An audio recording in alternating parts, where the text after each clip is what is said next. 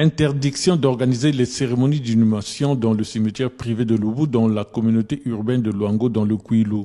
Cette délibération du 5 mars 2025 du conseil départemental du Kwilu, qui est entrée en vigueur depuis le 15 septembre de la même année, a provoqué des grincements de dents chez tous ceux qui se retrouvaient financièrement dans ces lieux de repos. Avant, les gens venaient enterrer les gens ici. Il n'y avait pas de problème. Subitement, le 15, on nous dit que non, Ngamaba a dit qu'il ne faut plus enterrer les gens ici. Mais pendant ce temps, nous sommes des jeunes. On se débrouille ici, on a des petits, on a des familles. Nous ici, ce sont des cimetières privés.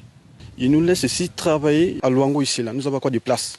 Donc, nous voulons que les autorités puissent résoudre ces problèmes-là. Paul Ngababa, patron des pompes funèbres de Pointe-Noire, ne serait pas le problème. Pour comprendre les raisons de la fermeture de ce cimetière privé et caveaux familiaux, notre équipe de reportage est allée à la rencontre des dirigeants du conseil départemental du Kwilu. La cause de la fermeture de ces cimetières au niveau de Lubu est toute simple et visible. C'est la prolifération des cimetières privés et caveaux familiaux dans l'espace.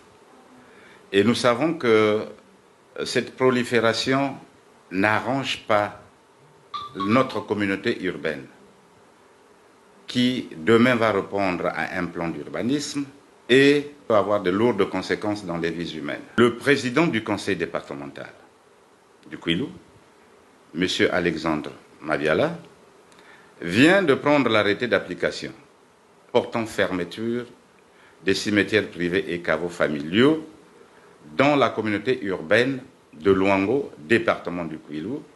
Et c'est pourquoi il a été décidé que toutes les inhumations devraient être momentanément transférées au cimetière privé Bellevue, qui est l'unique cimetière reconnu par l'État sur une délibération prise par le conseil départemental.